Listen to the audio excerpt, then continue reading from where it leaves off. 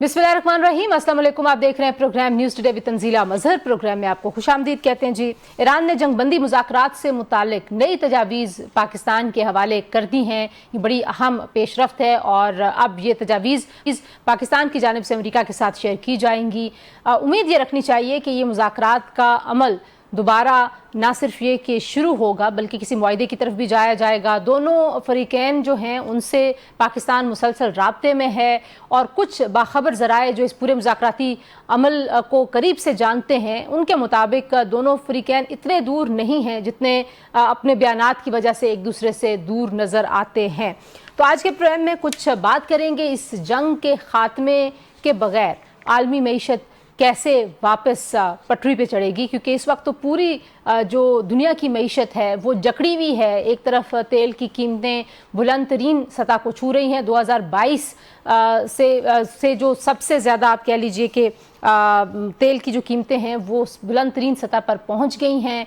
जो महंगाई है वो पूरी दुनिया ही उससे दो चार है। पाकिस्तान में जो महंगाई के इजाफे की शरह है वो 8 से 9% रहने के इम्कानात ज़ाहिर किए जा रहे हैं। इसी तरीके से कल पेट्रोल और डीज़ल की कीमतों में एक बार फिर इजाफ़ा किया गया है और इस इजाफे के बाद जो है वो अब महंगाई की शरह में जो शय खुर्द-ओ-नोश की कीमतें हैं उन सब में इजाफा जो है वो साथ ही शुरू हो जाता है। तो आम आदमी जो है वो मुकम्मल तौर पर पिसा हुआ है।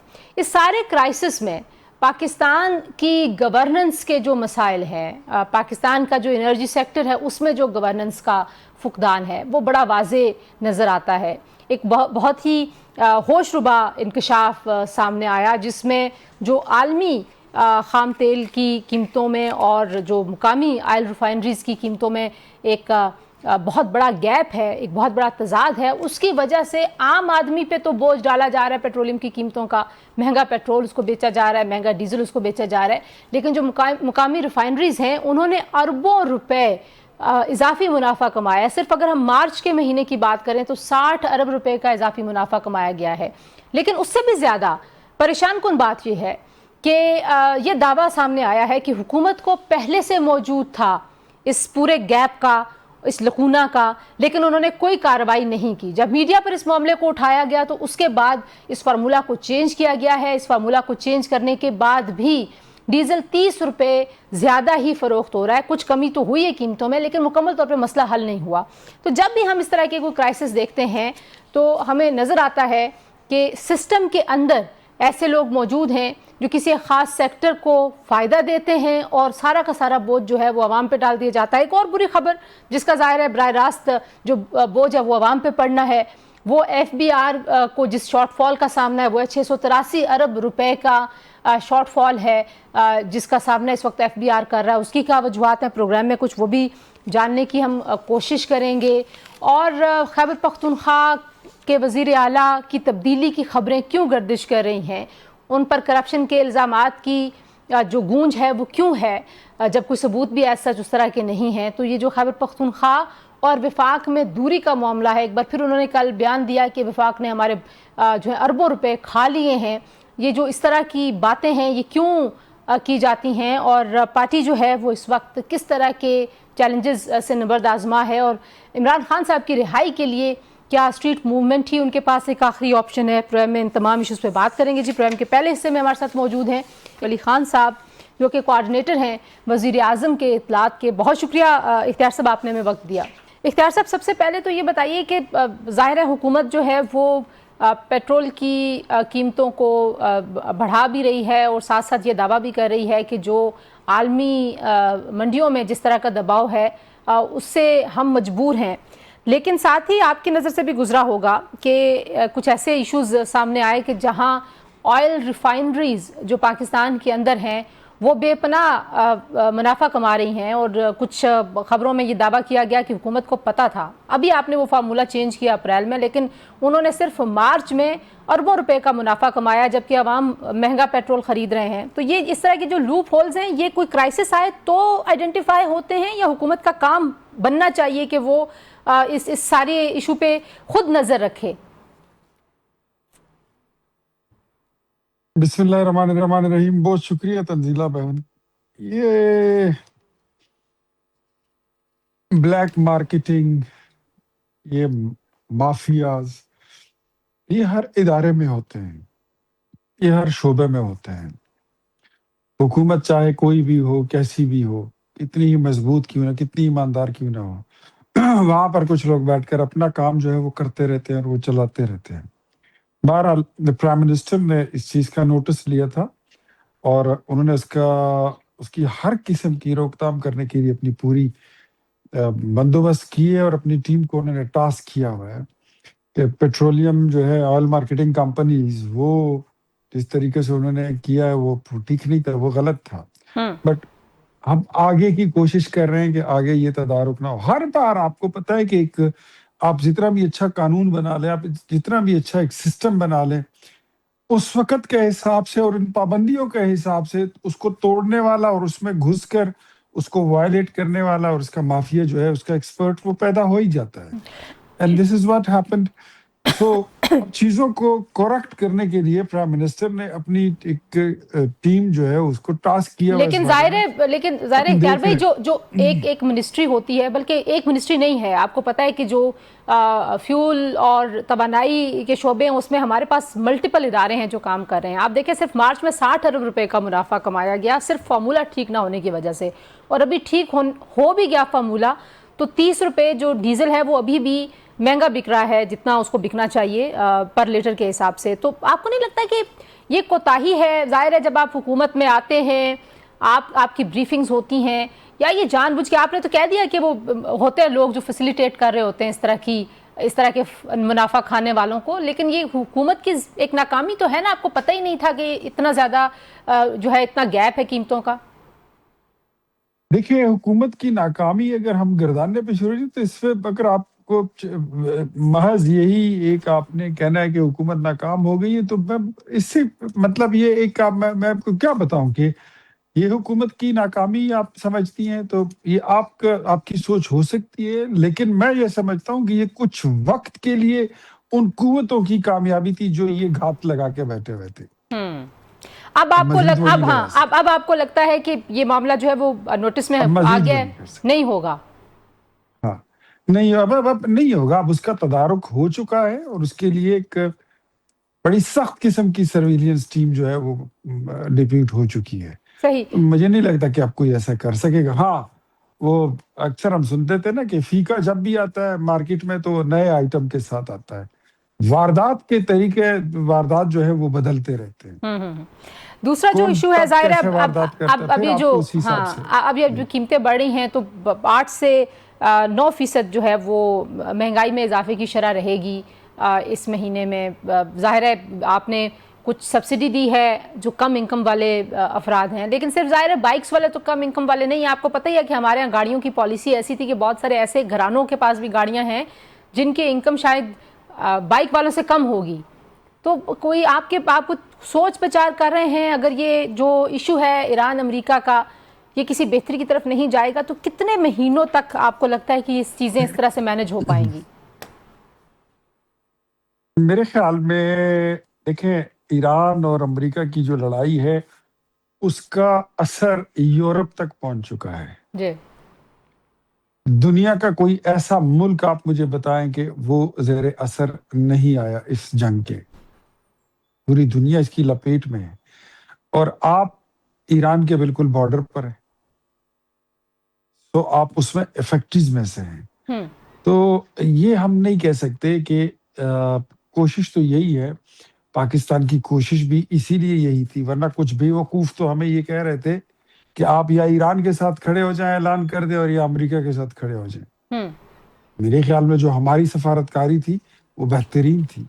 اس میں ہم نے ملک کے لیے عزت بھی کمائی اور اس میں ہم نے پاکستان کا وقار میں اس میں اضافہ بھی ہوا.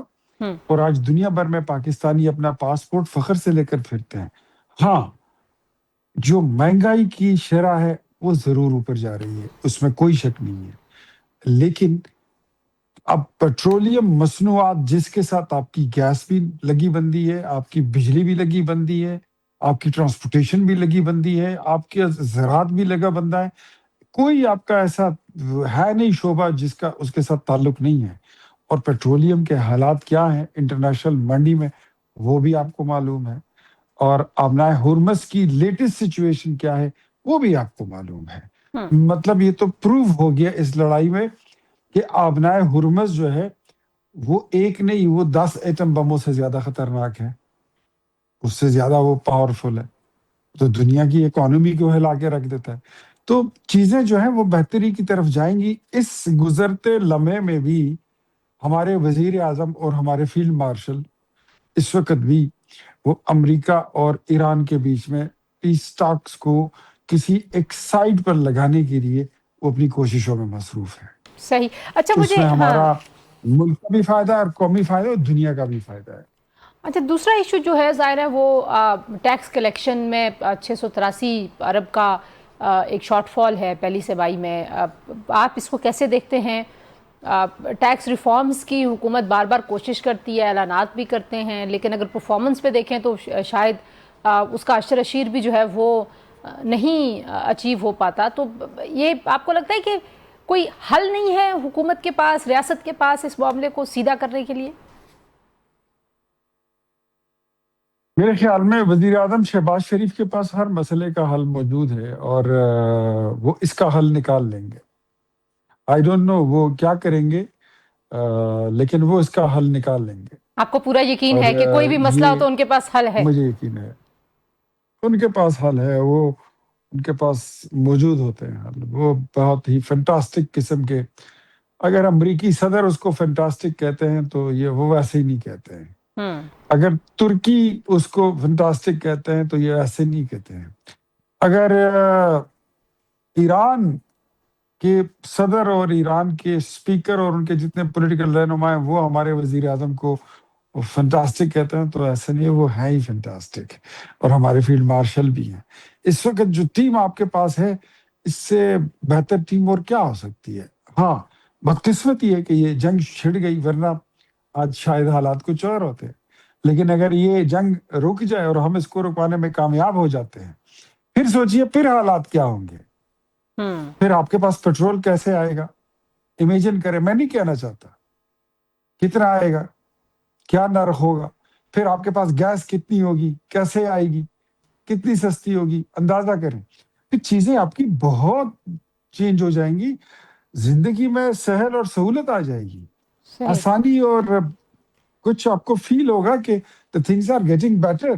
لیکن یہ پرائم منسٹر کی بات پھر میں ریپیٹ کروں گا جو شہباز شریف صاحب نے کل کی تھی کہ یہ ہماری بدقسمتی ہے کہ اس جنگ نے ہماری محنت پر پانی پھیر دیا. اچھا، یہ جس دن یہ صلح ہو جائے تو کافی چیزیں بہتر ہو جائیں گی. بہت شکریہ اختیار ولی صاحب، آپ نے ہمیں وقت دیا. جی عمل کریں گے ایک بریک کے بعد واپس آتے ہیں، گفتگو کو آگے بڑھاتے ہیں. ہمارے ساتھ رہیے. پروگرام میں ایک بار پھر آپ کو خوش آمدید کہتے ہیں جی. اور ہمارے ساتھ موجود ہیں وزیر اطلاعات خیبر پختونخوا شفیع جان صاحب. شفیع صاحب بہت شکریہ، آپ نے وقت دیا. شفیع صاحب ایک بار پھر بحث جو ہے وہ وفاق اور خیبر پختونخوا کے تعلقات کے بارے میں بھی ہو رہی ہے، لیکن اس سے پہلے جو اہم خبر ہے وہ وزیر اعلیٰ سہیل آفریدی صاحب کی تبدیلی کی خبریں ہیں. کون تبدیل کرنا چاہتا ہے ان کو؟ آپ کو لگتا ہے کہ پارٹی کے اندر ایسے لوگ ہیں یا جو پی ٹی آئی کے ناراض لوگ ہیں وہ ان کو تبدیل کرنا چاہتے ہیں، یا یہ بس صرف باتیں ہی ہیں؟ سب سے پہلے آپ کا شکریہ. جہاں تک سہیل آفریدی صاحب کی بات ہے تو میں کمپلیٹلی اس خبر کو ایک تردید بھی کرتا ہوں. اور آپ کو پتہ ہوگا کہ تحریک انصاف میں جو فیصلوں کی قوت ہے وہ عمران خان صاحب کے پاس ہے. سہیل آفریدی صاحب جو ہے وہ عمران خان صاحب کے نامزد کردہ وزیر اعلیٰ ہے. اور ابھی جو آخری ملاقات سلمان صفدر صاحب کی عمران خان صاحب سے ہوئی تھی تو عمران خان صاحب نے سہیل آفریدی صاحب پر بھرپور اعتماد کا اظہار کیا. ان کو شاباش کا پیغام بھی بھیجا گیا. ان کی گورننس سے بھی وہ کافی خوش ہیں. اور تحریک انصاف میں نامزدگی کا، تبدیلی کا، کسی کو لگانے کا، کسی کو ہٹانے کا فیصلہ جو ہے وہ عمران خان صاحب کے پاس ہے. اس کے علاوہ یہ فیصلے کی قوت تحریک انصاف میں کسی کے پاس نہیں ہے. جو شیر افضل مروت صاحب ہیں وہ کہتے ہیں کہ سہیل آفریدی صاحب کے انتخاب کو میں چیلنج کروں گا. ظاہر ہے ایک دھڑا ہے جو ان کے ساتھ ہے، جو اس طرح کے خیالات کا اظہار کرتا رہتا ہے. تو پارٹی کیا ان لوگوں سے بات چیت نہیں کرتی، کوئی رابطہ نہیں ہے، یا مطلب ٹی وی ٹاک شوز تک ہی یہ باتیں ہیں؟ کہ پہلی بات یہ ہے کہ شیر افضل مروت صاحب جو ہے وہ پاکستان تحریک انصاف سے نکالے گئے ہیں. جہاں تک ان کی بات ہے کہ میں عدالت جاؤں گا اور آفریدی صاحب کے انتخاب کو چیلنج کروں گا، क्योंकि इमरान खान साहब ने उनको नामजद किया और वो जेल में हैं, तो फिर उनकी इंफॉर्मेशन के लिए ये है कि आप भी उसी मैंडेट पे इस वक्त मेंबर कौमी असम्बली है जो इमरान खान साहब का मैंडेट है। जब आपको टिकट मिला था तब भी इमरान खान साहब जेल के अंदर थे। फिर तो बात बड़ी वाज़ेह हो गई, अगर आपको इमरान खान साहब की जो हुकूमत है खैबर पख्तूनख्वा में और उनके जो नामजद करदा वजीर आला है सोहेल अफरीदी साहब, अगर आपको वो पसंद नहीं है या आप उनकी परफॉर्मेंस से खुश नहीं है या फिर आप तहरीक इंसाफ की गवर्नेंस से खुश नहीं है, फिर आपको इतराजात तहरीक इंसाफ और इमरान खान साहब के नामजद करदा वजीर आला पे है, तो फिर इसका मतलब ये हुआ कि पहले आप जिस मैंडेट पे बैठे हुए पहले उससे इस्तीफा दें, फिर आप अपने हलके में जाएं लकी मरवत, वहां से आप आजाद इलेक्शन लड़ते हैं, किसी और पार्टी से लड़ते हैं, वहां पे दोबारा इलेक्शन लड़े। अगर आप इलेक्शन जीत जाते हैं और आप दोबारा वापस आते हैं तो आपकी बाद में ज्यादा वजन होगा। वो खुद को रेलेवेंट साबित करने के लिए इस किस्म के इकदाम करते हैं।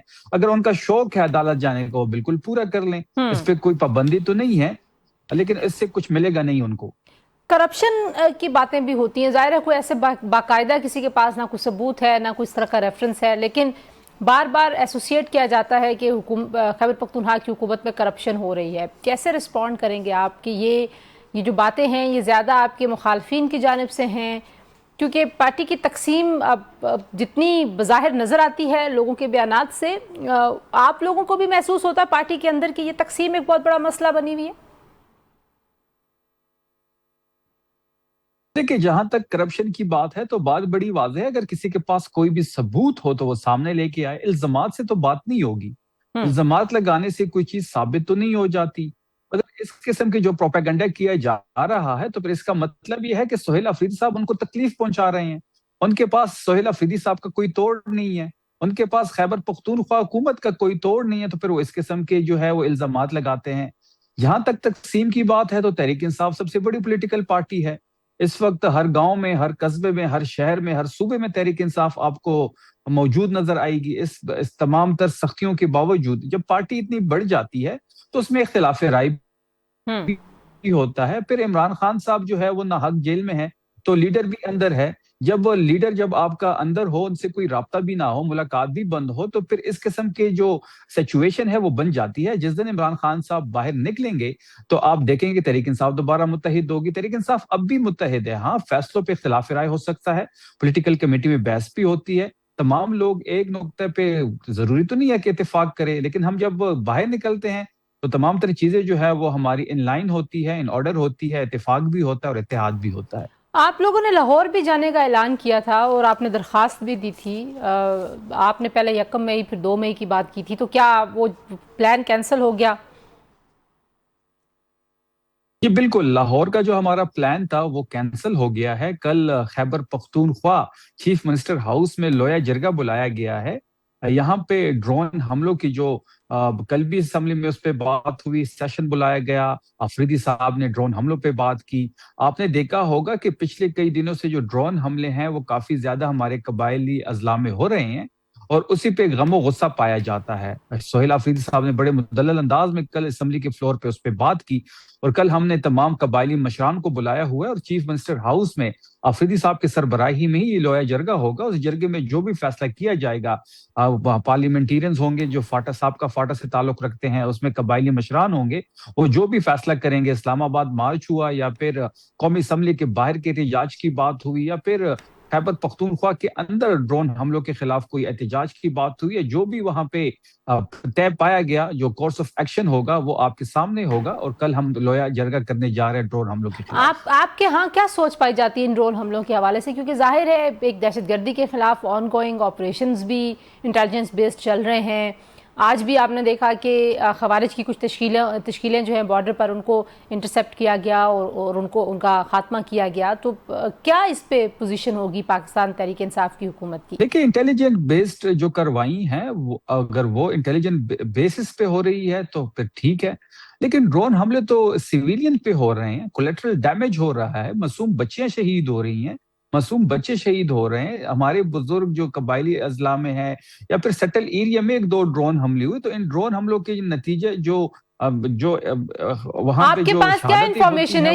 ये ड्रोन हमले कौन कर रहा है? क्योंकि जिस तरह की सिचुएशन है, जाहिर है इसमें तो दुश्मन की भी ये चाल हो सकती है। हॉस्टाइल फोर्सेस भी जो हैं वो पहले से सबको पता है कि आपकी और वफाक के तजादात हैं, सियासी इख्तलाफात भी हैं। کہ ہم کل کل کے اس پہ بات کریں گے. کل اسمبلی میں بھی کل کی بات ہوئی. جب بھی ان سے ہم رابطہ کرتے ہیں تو یہ کہتے ہیں کہ غلطی ہو گئی ہے. تو کتنی بار غلطی ہوگی اور غلطی میں معصوم لوگوں کی جانیں چلی جاتی ہے. یہ کون اس سے کہتا ہے جو کہ وہ غلطی ہو گئی؟ آپ نے دیکھا ہوگا جب بھی یہ ریاستی اداروں سے جب بھی ہم رابطہ کرتے ہیں، کیونکہ ہم تو ایک یہاں پہ سیاسی حکومت ہے. یہاں پہ تو ہمارے پاس ڈرون روکنے کی کوئی طاقت تو ہے نہیں. ہم تو سیاسی ورکر ہیں. یہاں پہ ایک سیاسی پارٹی کی سیاسی حکومت ہے. لیکن بات بڑی واضح ہے کہ تو ان آپ ڈرون کو حملوں پہلے سے کیا اس نفرتیں پہ پھیل رہی ہیں. ایپکس کمیٹی کا اجلاس نہیں بلانا چاہیے تھا اور اس کے بعد جو ہے وہ آپ کو جرگہ نہیں بلانا چاہیے تھا؟ دیکھیں آپ نے دیکھا ہوگا کہ ان ڈرون حملوں کے خلاف امن پاسون بھی ہوئے. ان ڈرون حملوں کے خلاف اب اس کو صوبائی اسمبلی میں ایک جرگہ بھی بلایا گیا جس میں ملٹری آپریشن کو ڈسکس کیا گیا. جس سے یہ صوبے میں پچھلے 20 سال سے ملٹری آپریشن ہو رہا ہے لیکن ملٹری آپریشن سے یہاں پہ امن قائم نہیں ہو رہا. تو اس کا مطلب یہ ہے کہ جو آپ کی ملٹری آپریشن کی پالیسی ہے یہ ناکام ہے. آپ اس کے ساتھ سٹک نہیں رہ سکتے. ملٹری آپریشن کی جو پالیسی ہے اس میں چینج آنا چاہیے. اس پہ کافی کھل کے بات ہوئی. پھر اسمبلی سے باہر بھی احتجاج ہوا. پھر اسمبلی کے اندر فلور پہ بھی احتجاج ہوا. کل ایک سیشن میں بھی بھرپور احتجاج کیا گیا. کل لویا جرگہ میں جو فیصلہ ہوگا جو تمام قبائلی مشران وہاں پہ موجود ہوں گے، پاٹا سے تعلق رکھنے والے پارلیمنٹیرینز وہاں پہ موجود ہوں گے، سٹیک ہولڈرز یہاں پہ بیٹھیں گے اور جو بھی فیصلہ کریں گے تمام عوام کے سامنے، تمام خیبر پختونخوا کی عوام کے سامنے، افریدی صاحب کی سربراہی میں جو بھی فیصلہ ہوگا آپ کے سامنے ہوگا. اور پھر آپ اس فیصلے کو لے کے وفاقی حکومت سے رابطہ کریں گے یا پھر آپ جو ہے وہ پہلے احتجاج کریں گے؟ کیونکہ آپ کی احتجاج کی تو پالیسی کل جرگہ میں جو بھی فیصلہ ہوگا جی کل جرگہ میں جو بھی فیصلہ ہوگا وہ جو بھی فیصلہ کرتے ہیں احتجاج کا فیصلہ کرتے ہیں. جرگے کی صورت میں وفاقی حکومت سے بات کرنے کی بات ہوتی ہے. قومی اسمبلی کے باہر بیٹھ کے احتجاج کرنا ہوا یا پھر اسلام آباد کی طرف مارچ ہوا. تمام تر جو آپشنز ہیں وہ زیر غور ہوں گے اور کل جو ہمارے یہاں پہ ایک کلیکٹیو فیصلہ جو آئے گا وہ اس کے مطابق ہی ایکشن لیا جائے گا. آخر میں مجھے بتائیے گا شفیع صاحب، آپ نے کئی بار ظاہر ہے جو آپ کی اسٹریٹ موومنٹ ہے اس کے مختلف مرحلے تھے اور اس پہ کئی بار آپ لوگوں نے جو ہے وہ مختلف تحریک کا اعلان بھی کیا، ان کا آغاز بھی کیا. آج بھی کیا پاکستان تحریک انصاف سمجھتی ہے کہ جو اسٹریٹ موومنٹ ہے وہ عمران خان صاحب کی رہائی کے لیے واحد ایک راستہ ہے، یا آپ لوگ ابھی کوئی چینلز یوز کر رہے ہیں بات چیت کے لیے؟ کیا کیونکہ ایک تاثر جو آپ کے ناقدین ہیں اس وقت کی پی ٹی آئی کی لیڈرشپ کے ناقدین جو آپ کی ہی جماعت سے تعلق رکھنے والے ہیں، وہ کہتے ہیں کہ بڑی نالائکی ہے اور آپ لوگوں کی ترجیح نہیں ہے عمران خان صاحب کی رہائی. دیکھیں بات بڑی واضح ہے کہ ہمیں عمران خان صاحب کی رہائی کا ووٹ ملا ہے اور عمران خان صاحب کی رہائی ہماری پریورٹی ہے، اس کے ساتھ گورننس کی. پہلی بات یہ ہے کہ آپ نے دیکھا ہوگا کہ ہم نے تو بارہا کوشش کی. اسلام آباد مارچ بھی ہوا، آپ نے 26 نومبر کو وہاں پہ شہادتیں بھی دیکھی. ہم نے تو کوئی راستہ نہیں چھوڑا. ملاقات کے لیے ہم نے کوئی راستہ نہیں چھوڑا. پی ایم سے بات کی گئی، سی ایم کو خط لکھا گیا، چیف جسٹس کو کال کی گئی، لیکن کہیں ہماری سنوائی نہیں ہو رہی. عدالتوں کا نظام جو ہے وہ بھی آپ کے سامنے ہے کہ افریدی صاحب کو سلام کا جواب جو ہے وہ 2 مہینے بعد ملا. تو کتنی تیزی سے یہاں پہ انصاف ملتا ہے وہ بھی آپ کے سامنے ہے. 3 سال سے ہمارے جو ہے کیسز نہیں لگائے جا رہے. خان صاحب کو آئسولیشن میں 200 دن سے زیادہ ہو گئے ہیں. 6 مہینے سے زیادہ ملاقات بند ہے، تب بھی سہولت ان کو مل نہیں رہی. مذاکرات کو گوہر صاحب آگے لے کے بڑھے، وہ ڈیڈ لاک کا شکار ہوئے. اچکزئی صاحب کو عمران خان صاحب نے اس وقت اختیار دیا ہوا ہے، وہ جو بھی فیصلہ کریں گے مزاحمت کے حوالے سے ہو یا پھر مذاکرات کے حوالے سے ہو، وہ اختیار ان کے پاس ہے. مذاکرات کے لیے کچھ فنڈامنٹلی چیزوں پہ ہم ان کے ساتھ ایگری ہو چکے ہیں، جس میں مینڈیٹ کی واپسی ہے، جس میں فریش الیکشن ہے، نیا ای سی پی ہے، جس میں ناحق جو ہمارے 64,000 ایف آئی آرز کاٹی گئی ہیں ورکروں پہ اس کی واپسی ہے. عمران خان صاحب کی رسائی کی بات ہے، عمران خان صاحب کو طبی سہولت دینے کی بات ہے. اگر گورنمنٹ اس پہ بات کرنے کو تیار ہے، ہم بات کرنے کو تیار ہے چکزئی صاحب، لیکن ہم نے ایک چیز کو ایک تاثر بھی ہے اور ہم نے اس کو ایکسپیرینس بھی کیا ہے کہ جب بھی ہم نے اس موجودہ حکومت سے عمران خان صاحب کے بارے میں بات کی ہے تو ہم نے ان کو بے اختیار پایا ہے. اب ہمیں ایک سوچ ڈیولپ ہو چکی ہے کہ مذمت سے ہی مفاہمت کا راستہ کھلے گا. اس کے لیے جو ہے لیڈرشپ اس وقت سر جوڑ کے بیٹھی ہوئی ہے. اچکزئی صاحب کے پاس اختیار ہے، عمران خان صاحب نے یہ اختیار ان کو دیا ہوا ہے. وہ جو بھی فیصلہ کریں گے، تحریک انصاف کی صوبائی حکومت، تحریک انصاف کی صوبائی تنظیم، مرکزی تنظیم، پی ٹی آئی کا ورکر بالکل ان کے بیک پہ کڑا ہوگا اور لیب بیک کہے گا. بہت شکریہ شفیع جان صاحب، آپ نے ہمیں وقت دیا. جی گفتگو سنی آپ نے وزیر اطلاعات خیبر پختونخوا جان صاحب کی. پاکستان تحریک انصاف کی موجودہ جو اس وقت ان کے ایشوز ہیں خیبر پختونخوا کی حکومت کے حوالے سے بھی انہوں نے بات کی. شامل کریں گے ایک بریک کے بعد واپس آئیں گے. पाकिस्तान को मौशी चैलेंजेस का सामना है, पूरी दुनिया को है, लेकिन पाकिस्तान के लिए हालात यूनिक क्यों, उस पर बात करेंगे। हमारे साथ रहिए। प्रोग्राम में एक बार फिर आपको खुशामदीद कहते हैं जी, और बात करेंगे कुछ पाकिस्तान के मौशी चैलेंजेस के हवाले से, जहां पर एक तरफ तो ज़ाहिर है जंग की वजह से पूरी दुनिया में ही फ्यूल प्राइसेस बढ़ रही हैं, महंगाई बढ़ रही है, लेकिन पाकिस्तान जो कि IMF प्रोग्राम में है, पाकिस्तान के लिए मुश्किलात कैसे यूनिक हैं, इस सारे सिनेरियो में इस पर बात करने के लिए पाकिस्तान के नामवर माहिर मुआशियात डॉक्टर खाकान नजीब हमारे साथ मौजूद हैं। डॉक्टर साहब, बहुत शुक्रिया, आपने वक्त दिया।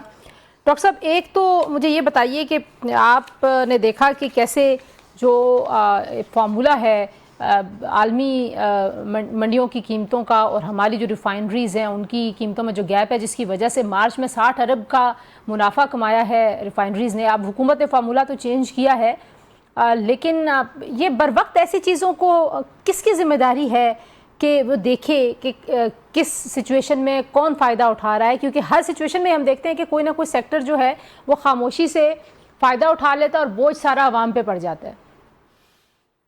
तो तीन टियर्स हैं जिसमें हमने फॉरेन एडवाइस पे पाकिस्तान के एनर्जी सेक्टर को तकसीम किया। एक है ऑपरेशंस, जैसे हमारी वो कंपनीज हैं पब्लिक सेक्टर में है ज़्यादा और कुछ प्राइवेट सेक्टर में। रिफाइनरीज मेरे ख्याल 4 शायद पब्लिक सेक्टर में, 1 प्राइवेट सेक्टर में है। जो एक रेगुलेटरी है, ये ऑपरेशंस हो गए। एक रेगुलेटरी है जिसको आप ओगरा कहती हैं, और एक पॉलिसी साजी है जो कि डायरेक्टली मिनिस्ट्री या इस वक्त पेट्रोलियम डिवीजन के अंडर आती है। सो ये 3 टियर्स हैं। जहां तक रेगुलेटरी वर्क का ताल्लुक है, उसका जिम्मेदार ऑफ कोर्स नेपरा या ओगरा हैं in case of the energy, पर उसकी भी पॉलिसी डायरेक्शन बिकॉज गवर्नमेंट से आती है, अथॉरिटी से आती है। सो इन अ सेंस वो पॉलिसी डायरेक्शन भी दे सकते हैं उसको तब्दील करने के। इस केस में भी चूंकि क्रूड और जो रिफाइंड माल है या डीजल है उसकी कीमत में पहले इतना फर्क नहीं होता था, तो हम इंपोर्टेड डीजल की कीमत ही, ये बात मैंने शुरू में भी कही थी कि जब इतना फर्क बन गया है तो आप बहुत ज्यादा मुनाफा, चूंकि क्रूड लोकली जो रिफाइन हो रहा है उसको दे रहे हैं, जिससे 70% डीजल जो है वो पाकिस्तान में बन रहा है। तो ये बिल्कुल ठीक है, ये बात जरूर हो सकती है। देखिए, एनर्जी एज अ होल मैंने हमेशा कहा है उसकी तंजीम नौ गवर्नेंस ठीक करना है। पाकिस्तान का energy crisis is a governance crisis, चाहे वो डिस्कोज और हमारी बाकी जो कंपनीज हैं उनके लाइन लॉसेस हैं, उनके लॉस ऑफ कलेक्शन है, it's a governance issue. Regulator की capacity to deliver market making competitive market, again governance issue. हमारा एनर्जी मिक्स हमारा वो भी पॉलिसी इशू है, गवर्नेंस का इशू है। ये सारे जो हैं ये और गवर्नेंस क्या है in the end? It is about getting the right HR, it is about getting people in leadership positions जो कि ऐसे फैसले कर सकें जो फैसले पायादार भी हों, 5-10 साल के लिए इम्प्लीमेंट भी हों, जो सर्टेनिटी भी दें और जो एक मार्केट बिहेवियर बनाएं। देखिए, सरकार में रहते हुए जो होता कि है कि वो सारा कुछ ना एडमिनिस्ट्रेटिव पॉइंट ऑफ व्यू से देखा जाता है। ये मार्केट्स हैं जिनको आपने बनाना है। एनर्जी की मार्केट हमने कभी बनने ही नहीं दी। इसी तरह आपको ट्रांसपेरेंसी का भी लैक एक नजर आता है, क्योंकि ज़ाहिर है जो शफाफियत की कमी है वो एक बहुत बड़ा मसला है। अब इस इशू में जिन रिफाइनरीज को फायदा हो रहा था वो पब्लिक सेक्टर में हूँ या प्राइवेट सेक्टर में हूँ, उनको पता था। हुकूमत कह रही है हमें देर से पता चला है, वो मीडिया पे बात हुई तो हुकूमत को पता चला। क्या ऐसे ही है वाकई? यू बिलीव दिस कि ऐसे ही हुआ होगा? Tanzila, I believe one thing, Pakistan की जो असल इश्यूज हैं वो कॉम्पिटेंस से रिलेट करते हैं ऑफ HR। अब इस कॉम्पिटेंस में ही मतलब बहुत सा कुछ आ जाता है। मैं कॉम्पिटेंस को हमेशा हायर रेट करता हूं इन सॉल्विंग इश्यूज देन लोगों की नीयत जाकर मैं चेक करूं कि वो क्या कर रहे हैं। When you get good competent people and you pay them well, तो वो जो जिस बात को आप हिंट कर रही हैं या जो बहुत पाकिस्तान में एक कॉन्स्पिरेसी थ्योरी की तरह डेवलप की जाती है, वो भी हल हो जाते हैं। People who are competent, paid well and want to do their duty professionally, वो टाइमिंग विच इज प्रायोरिटाइजिंग के कब किस वक्त क्या करना है। अगर इंटरनेशनल मार्केट मूव कर रही है और मुझे उस फॉर्मूले में तब्दीली करनी है सो दैट जिसे आप कहेंगे एक फेयरनेस रहे। क्यों? The regulator is answerable to the people of Pakistan also, as the regulator is answerable to creating a competitive market so that OMCs भी काम करें। ये तो एक जॉब है। और जो पॉलिसी डायरेक्शन फेडरल कैबिनेट से, फेडरल गवर्नमेंट से आ रही है, वो भी इसी तरह की सोच। आप सोचें कि इन तीनों जगहों पे बहुत कॉम्पिटेंट लोग होंगे तो एक जायज मुनाफा कमाना जो है OMCs का हक है। پر ایک ناجائز ٹائمنگ جو ہو گیا ہے جس میں ایک ایکسپیڈینسی چاہیے, آپ یہ کہہ سکتی ہیں, ٹو امپلیمنٹ, وہ تبھی آئے گی ان دی اینڈ, جب آپ اس HR کے ایشو کو سالو کریں گے. میں نے ہمیشہ بڑے احترام سے یہ گزارش کی ہے کہ ان نیپرا, اوگرا, باقی جو ہماری ریگولیٹرز ہیں, ان کو پارکنگ پلیسز نہ بنائیں, ان کو پروفیشنلائز کریں, اور جب تک آپ یہ نہیں کریں گے تب تک یہ انرجی کا مسئلے کا ایک جز جو ہے وہ حل نہیں ہوگا. اور پھر پرائیویٹائزیشن اور کمپیٹیٹو مارکیٹ اور پھر پالیسی سازی وہ تو علیحدہ کرنی. اچھا, اب دوسری جو بات ہے ظاہر ہے اب یہ پرائسز کا ایک ایشو تو ہے, کل بھی حکومت نے قیمتیں بڑھائی, رومرز تو بہت زیادہ قیمتوں کی تھی اور اتنا پینک تھا, مجھے نہیں پتا کراچی کی کیا صورتحال تھی, لیکن اسلام آباد میں تو گھنٹوں لوگ جو ہیں پیٹرول پمپس پہ رہے کیونکہ خبر یہ چل رہی تھی کہ شاید کوئی 450 سے اوپر جا رہی ہے قیمت. خیر وہ کم قیمت بڑھائی گئی کل, لیکن ٹرینڈ تو یہی نظر آ رہا ہے کہ آئندہ بھی بڑھے گی, اسی حساب سے مہنگائی بھی بڑھ رہی ہے. تو آپ کو لگتا ہے کہ جو اب تک ہم مینج کرنے کی کوشش کر رہے ہیں, حکومت مینج جو کر رہی ہے وہ ٹھیک سمت میں ہو رہا ہے, یا یہ معاملہ مزید خراب ہو سکتا ہے کیونکہ ساری دنیا کی مارکیٹ ہی ہٹ ہو رہی ہے, کھانے پینے کی چیزوں کی قیمتیں ساری دنیا میں بڑھ گئی ہیں, یہاں پہ بھی مہنگائی 8 سے 9% رہنے کا جو ہے وہ آج خبر آئی ہے کہ اتنی رہے گی. تو let's try and understand this. ایک تو جو سپائکس ہیں آئل پرائسز میں وہ ایک چیز ہیں, اس سے زیادہ جو میٹر کر رہا ہے وہ یہ ہے کہ ڈیوریشن کیا ہے اس چیز کی, یہ جو ساری چل رہی ہے. اگر تو ڈیوریشن وائز اگلے 2-3 ہفتے مہینے میں یہ چیز ختم ہو جاتی ہے تو آبویسلی آپ یہ دیکھیں گے کہ یہ جو سپائک ہے یہ مینج ہو جائے گی. چلیں پرائسز بڑی تھیں, اس میں سے گزر جائیں گے ڈیمانڈ کرٹیل کر کے, ورک فرام ہوم کر کے, موبلٹی مینجمنٹ کر کے. اگر اس کی ڈیوریشن بڑھ جائے گی اور یہ اسی طرح چلتی رہی تو پھر پیک لیول مینٹینڈ رہے گا. اگر ڈیوریشن کم رہی اور کوئی تصفیہ ہو گیا تو جو پیک لیولز ہٹ ہوئے ہیں وہاں سے آپ ریسیڈ کرتے ہوئے تو چیز کو دیکھیں گے, but it is not going to be tomorrow کہ یہ چیز تبدیل ہو جائے. اس لیے میں یہ ہمیشہ سمجھانے کی کوشش کرتا ہوں کہ آئل امپورٹنگ کنٹریز کے پاس سوائے اس کے کہ وہ ڈیمانڈ کو کرب کریں, انرجی ایفیشنسی کے میجرز لائیں, موبلٹی کو مینج کریں, بیہیویئر کو تبدیل کریں, اور کوئی چارہ نہیں ہے. شارٹ ٹرم میں آف کورس یہ چارہ ہے کہ کچھ گیس جو ہے وہ پاور سیکٹر کو دیں تاکہ بجلی بنے, فرٹیلائزر کو دیں تاکہ میک شور کریں کہ فرٹیلائزر رہے. ان دا شارٹ رن آپ یہی چیزیں کر سکتے ہیں. پرائس مینجمنٹ کا جہاں تک تعلق ہے, میرا خیال ہے IMF سے ضرور گفتگو کرنی چاہیے. اس کی وجہ یہ ہے کہ آپ نے ابھی 28 روپے کے قریب میرا خیال ہے پیٹرولیم ڈیولپمنٹ لیوی جو ہے اس کا اجرا کیا ہے ڈیزل پہ. میرے ذاتی خیال میں IMF کو سوچنا چاہیے اس چیز پر کہ اس وقت جب ہارویسٹنگ سیزن میں ملک جا رہا ہے, یہ 28 روپے نہ بھی لگاتے تو کوئی ایسا چینج نہیں آ جانا تھا کہ جو ہم مینج نہ کر سکتے. مجھے نہیں معلوم کہ کیوں ایسا ہوا. 103 روپے ابھی وہ گیس لیوی کے اوپر بات چیت ظاہرہ ان کی ہو رہی ہے, پھر ہماری اگلی قسطیں بھی آنا ہے, پھر ہمارا ٹیکس کلیکشن کا شارٹ فال بھی ہے. تو آپ کس طرح سے دیکھتے ہیں, how should IMF look at our situation, کیونکہ یونیک سرکمسٹانسز تو نہیں ہے, پوری دنیا میں ایک پریشر ہے, تو کیا کرنا چاہیے IMF کو اور پاکستان کو؟ جب پرائسز اوپر جا رہی ہوں تو کچھ ٹیکسز کو مینج کر لینا کوئی حرج نہیں ہوتا. اب چونکہ دوسری سائیڈ آبویسلی یہ ہے کہ 683 ارب روپے کا شارٹ فال ہے, یہ جو ہمارے 10 ماہ گزرے ہیں, FPR کا ٹارگٹ جو سیٹ ہوا تھا اور جو FPR نے کمایا ہے. اب یہ ٹارگٹ چونکہ فنڈ کے پروگرام میں ہے اور جو پروگرام ہے اس میں کوانٹیٹیولی بڑے اسٹرنجنٹ ٹارگٹس ہوتے ہیں, تو اس لیے PDL کو جو کہ 80 روپے دونوں پہ طے ہوا تھا اس کو بھی بڑھانا پڑا at a very difficult juncture. Go back to the IMF and tell them کہ یہ جو prior to the Middle East conflict جو آپ نے ٹارگٹ سیٹ کیے تھے ان میں کوئی ریلیکسیشن ضرور کرنی پڑے گی, سو دیٹ آپ لوگوں کو شیلڈ کر سکیں. اور پاکستان کی جو انفلیشن کے نمبر آئے ہیں, جو اس وقت ابھی تھوڑی دیر پہلے میں نے نمبر دیکھا ہے 11% کے قریب تقریباً CPI بڑھا ہے, جس کو کنزیومر پرائس انڈیکس کہتے ہیں. یہ مارچ میں 5% بڑھا تھا ایئر آن ایئر, اپریل میں فیبروری میں 5% بڑھا تھا, مارچ میں 7% بڑھا تھا, اور اب تقریباً 11% بڑھا ہے. ناؤ دیٹ مینس کہ جو انرجی کا امپیکٹ ہے, ٹرانسپورٹ کا امپیکٹ ہے, فوڈ پرائسز کا امپیکٹ ہے, وہ سب دکھائی دے رہا ہے. جو ہمارا سینسٹیو پرائس انڈیکیٹر ہے جو ان 51 اشیاء خرد و نوش پہ محیط ہے جو آپ ڈیلی جا کر خریدتی ہیں, وہ 14% بڑھا ہے. سو آبویسلی اگر یہ انفلیشنری ٹرینڈ آ رہا ہے اور ہارویسٹنگ سیزن میں جا رہے ہیں اور پاکستان ایک یونیک प्रॉब्लम ये है कि हम अपना सारा फ्रेट, हम अपनी सारी ट्रांसपोर्ट 80, 85, 90% रोड्स पे कैरी कर रहे हैं fossil fuel on diesels, which is not a good story, because हमें ये भी कैरी करना चाहिए on the railways of Pakistan. अच्छा, गिवन दैट वो तो कहानी और है, उस पे तो हम जाएंगे तो मुझे 3-4 प्रोग्राम आपके पास करने पड़ेंगे आपके साथ. लेकिन अब आखिर में मुझे ये बताइए कि ज़ाहिर है हर जो भी शोबा आप चला रहे हों, और अगर आप हुकूमत चला रहे हैं या आप अपनी कोई कंपनी चलाते हैं, तो आप हमेशा असेसमेंट कर रहे होते हैं, और आप जो हैं वो आपके पास एक सिस्टम जो है वो चल रहा होता है. हमें ऐसे लगता है कि हर जो क्राइसिस आता है, कोई भी एक ज़ाहिर बम्पी रोड है, आई नो पाकिस्तान के लिए भी है, बाकी दुनिया के ममालिक के लिए भी, लेकिन हमें वो हर जंप के ऊपर ही ना एक पूरी छलांग लगाता है, पूरा सिस्टम एक दफ़ा लगता है कि कोलैप्स होने लगा है, पैनिक होता है. इसकी वजह क्या नज़र आती है आपको? Why we are not ready, prepared? हमारे पास जो है वो कोई फोरसी करने वाला कोई है पॉलिसी मैकेनिज्म जो होना चाहिए? दुनिया में होता है, लोग 50-50 साल की पॉलिसीज़ बनाते हैं और बड़ी कामयाब बनाते हैं. वजह ये कि मैंने डॉन अखबार में आज से 2 साल पहले एक आर्टिकल लिखा था, उसका नाम है ट्रूली अनलकी.